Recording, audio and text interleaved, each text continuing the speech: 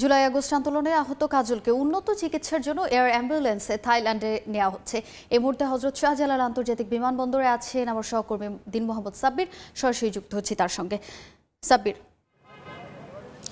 জুলাই অভ্যুত্থানে আহত জাহাঙ্গীরনগর বিশ্ববিদ্যালয়ের শিক্ষার্থী কাজল মিয়াকে উন্নত চিকিৎসার জন্য আজ এয়ার অ্যাম্বুলেন্সে করে থাইল্যান্ডে নিয়ে যাওয়া হবে।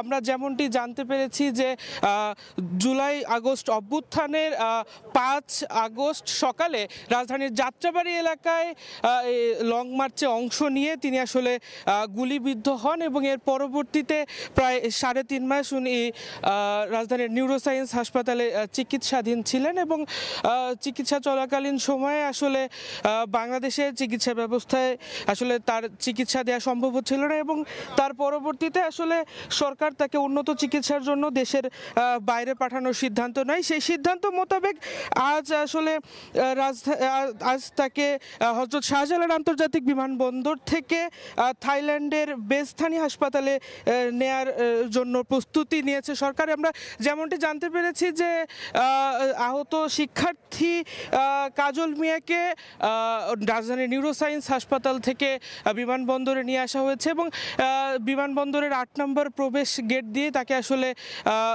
এয়ারপোর্টে প্রবেশ করানো হবে। এবং একই সঙ্গে আপনাদের একটু জানিয়ে রাখতে চাই যে কাজল মিয়া তিনি জাহাঙ্গীরনগর বিশ্ববিদ্যালয়ের ইংরেজি বিভাগের শিক্ষার্থী ছিলেন এবং এই যে জুলাই আগস্টের যে অভ্যুত্থান বৈষম্য বিরোধী যে আন্দোলন, সেই আন্দোলনে উনি শুরু থেকেই অংশ নিয়েছিলেন এবং আন্দোলনের প্রায় শেষ দিন অর্থাৎ 5 আগস্ট সকালে তিনি গুলিবিদ্ধ হন এবং এরপর থেকে আসলে তিনি চিকিৎসাধীন ছিলেন। আপনাদের যদি একটু জানিয়ে রাখতে চাই যে তার সব ধরনের চিকিৎসা শেষে তার যখন শারীরিক পরিস্থিতির অবনতি যখন আসলে তার শারীরিক পরিস্থিতির কোনো উন্নতি হচ্ছিল না, ঠিক সেই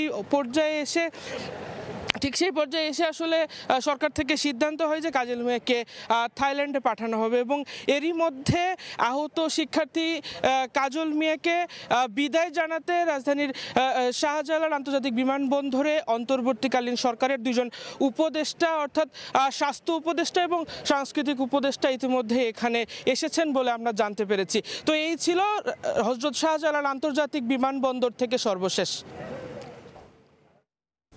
জুলাই আগস্ট আন্দোলনে আহত কাজলকে উন্নত চিকিৎসার জন্য এয়ার অ্যাম্বুলেন্সে থাইল্যান্ডে নেওয়া হচ্ছে সে খবর জানাতে আমার সহকর্মী দিন মোহাম্মদ সাব্বির বিমানবন্দর থেকে যুক্ত হয়েছিলেন।